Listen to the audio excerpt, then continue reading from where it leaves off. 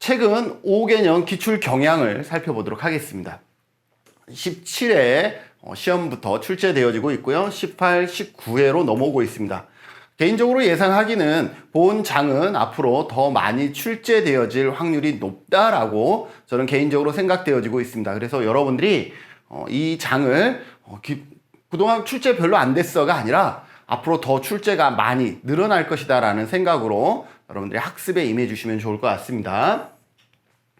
사회보장급여 이용, 제공 및 수급권자 발굴에 관한 법률에 대해서 나오는데 특별히 어느 영역에서 더 많이 나온다라는 것을 지금 딱 이렇게 뽑기가 쉽지 않은 것이죠. 정답률을 봤더니 77, 92, 조금 낮았던 45%도 있지만 대체적으로는 높은 정답률을 보이고 있습니다. 대표 기출을 볼까요? 사회보장급여 이용, 제공 및 수급권자 발굴에 관한 법률에서 어떠한 영역에서 시험에 나오고 있는지, 어떠한 패턴으로 나오고 있는지 같이 보도록 하겠습니다. 사회보장급여 이용, 제공 및 수급권자 발굴에 관한 법률의 설명으로 전체적인 것을 하나의 문제로 출제가 되었죠. 2017년 12월 30 제정, 2018년 7월 1일 시행되었다. 그렇지 않죠. 언제 제정되었다 그랬죠? 2014년 12월에 제정되었습니다. 그래서 한 번쯤은 설명을 해야 될 것 같아서 여기에서 설명을 합니다. 이 법이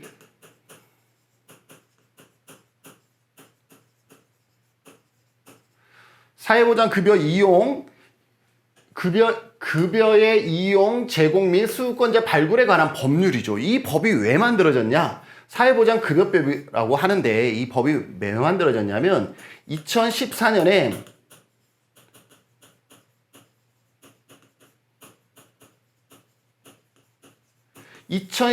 송파 세모녀 사망사건이 발생을 합니다. 송파구의 한 가정에 엄마와 60이 다 된 엄마와 그리고 두 모녀가 극단적인 선택을 하는 그러한 사건이 발생하죠. 2014년이라 그러면 우리나라가 그래도 복지가 그래도 어느 정도 이렇게 잘 탄탄하게 기반을 잘 다져졌다라고 생각했던 그때에도 누군가는 어떻게 돼요? 이 사회보장에서 제외되고 있다. 이 사회보장 급여 안에서 최소한의 삶을 누리지 못하는 누군가가 있다라는 것에 우리나라는 경악을 금치 못하죠. 그렇게 해서 만들어진 것이 뭐냐면 사회보장급여법입니다. 이 사회보장급여법에는 무엇이 담겨 있겠습니까? 이처럼 정보를 알지 못하기 때문에 서비스, 급여를 받지 못하는 사람들을 최소한 없애자.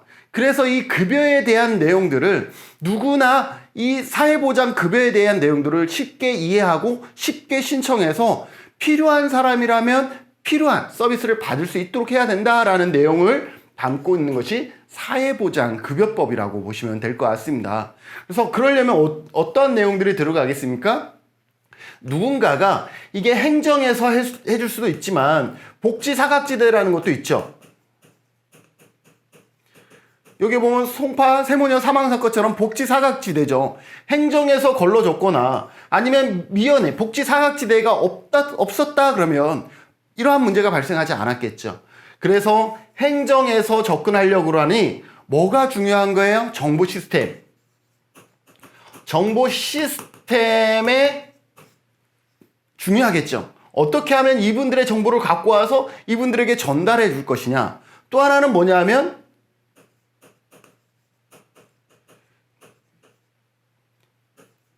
지역사회보장협의체.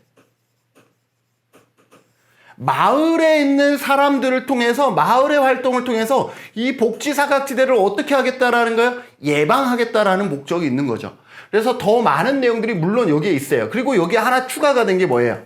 사회복지사업법에서 이쪽으로 넘어온 게 뭐예요?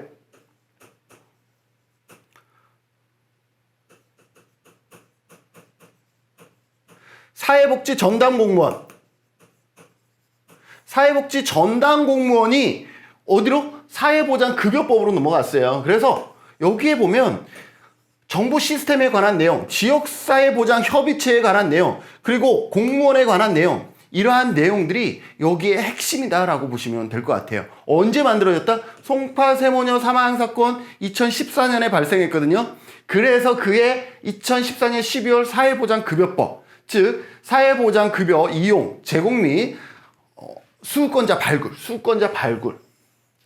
복지 사각지대, 수급권자 발굴에 관한 법률이 2014년 말에 제정이 되어지고 2015년부터 시행이 되어졌다.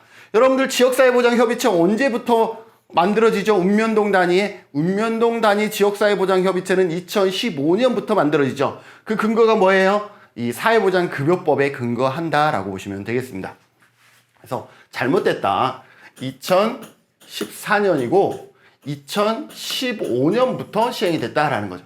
지원 대상이 누락되지 않도록 하기 위해서 맞네요. 그죠? 보장기관의 업무 담당자는 지원 대상자의 동의를 받지 않고 아니죠.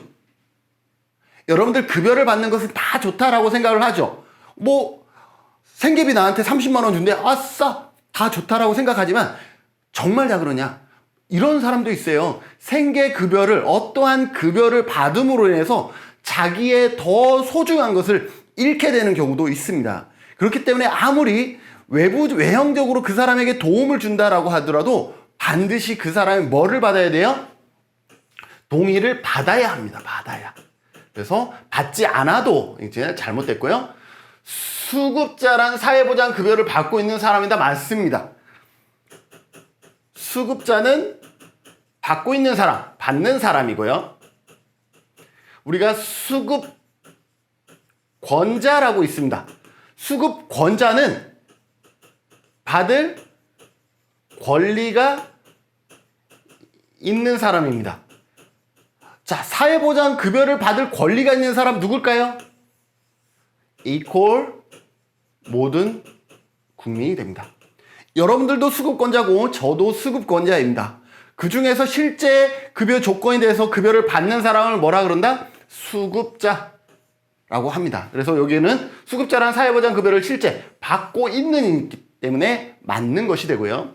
4번 보건복지부 장관은 사회보장급여 부정수급 실태조사를 이거는 암기할 수밖에 없죠. 부정수급 실태조사를 3년마다 해야 되고요.